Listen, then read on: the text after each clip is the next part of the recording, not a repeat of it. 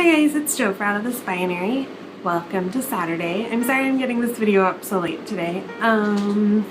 It's been a hectic week. My partner and I are trying to figure out a way to move out of our really uncomfortable and very transphobic housing. But today we're here to talk about misconceptions about misconceptions about non-binary.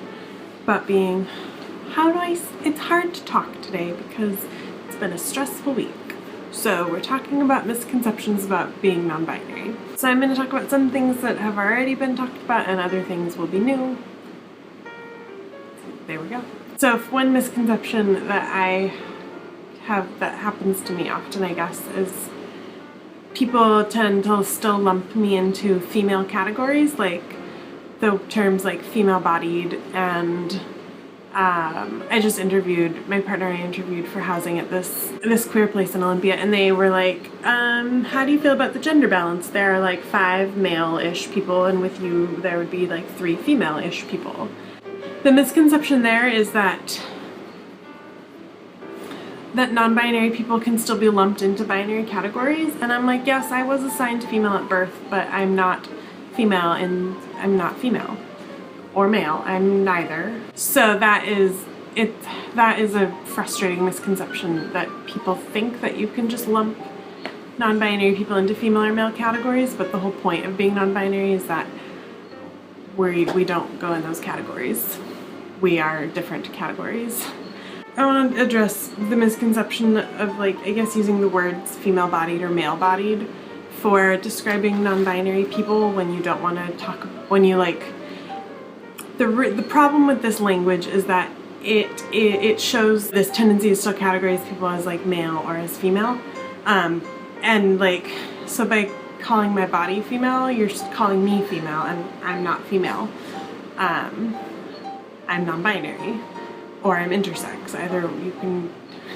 So I guess like non-binary people, our bodies are non-binary too, like, because we are, like, body and person aren't really disconnectable. We are the same. Like, I am my body. I'm not separable from my body. Another misconception I hear is that it's like pronouns are optional. So like, I guess hey dog. I guess like when I came out to my mom, she said I use they them, I would prefer they them pronouns. My mom was like, well, I'm just gonna use he and she because they them is, I don't do that.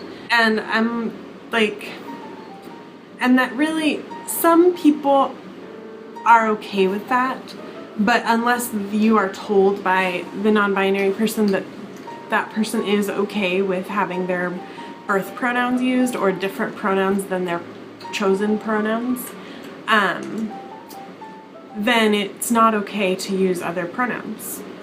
It's not an optional thing. Like, slip-ups do happen, and it's hard to learn new language for non-binary people, and it's hard for us to learn the new language for ourselves. But not continuing to try with that kind of, not continuing to try shows, I guess, the misconception that a non-binary person's pronouns are optional. Because it's like, I don't know. It would be like if I was talking to a binary person and kept calling them the wrong pronoun and didn't try to correct myself or do something different. That's just fresh in my head because that keeps happening to me, where people think that, like, I had a therapist who was like, well, I'll just stop using your pronouns and I'll just use your name. And that, like, for me personally, that is an expression of transphobia, because it's an unwillingness to let go of binary pronouns and like step into there are lots more options. So I like the misconception that that it's okay to use just a name or like pronouns you're comfortable with. Some non-binary people might be okay with that, but if those people haven't explicitly told you that, and if you haven't asked them, then don't assume that that's okay. Oh, this is what, the misconception that all non-binary people are intersex. Not all non-binary people are intersex. I happen to be intersex and non-binary. I learned that I was non-binary before I learned I was intersex, but most non-binary people I've ever met have been, oh, what's that word? Manon used it, like I don't know, non-intersex. And a lot of intersex people aren't non-binary. Like, it's, lots of intersex people identify as man or woman, boy or girl. So you can't assume because someone is intersex that they are non-binary or that they are not non-binary. It's, people are complicated and our identities are complicated. Another misconception is that people who use they, them pronouns have a neutral gender or are agender, which means having no gender. And that also isn't true. So like, some people do use they, them because it is a neutral word, but I like to use they, them because it explains like I guess the plurality, because they and them, it's meant to, it can be used in a plural setting or a singular setting, grammatically speaking. So I like they and them because it describes the plurality of my singular genderhood. That was a fun way to describe that. So that's also not, you can't just assume that because someone uses they, them, that their gender is non-existent, like that they're agender or that they are gender neutral, because lots of us aren't. They, them just is a fun pronoun that some people that I strongly identify with. The last one is that gender presentation, the misconception that gender presentation can indicate someone's gender identity, and this also is not true. Gender presentation or like secondary sex characteristics can usually tell you very little about a person.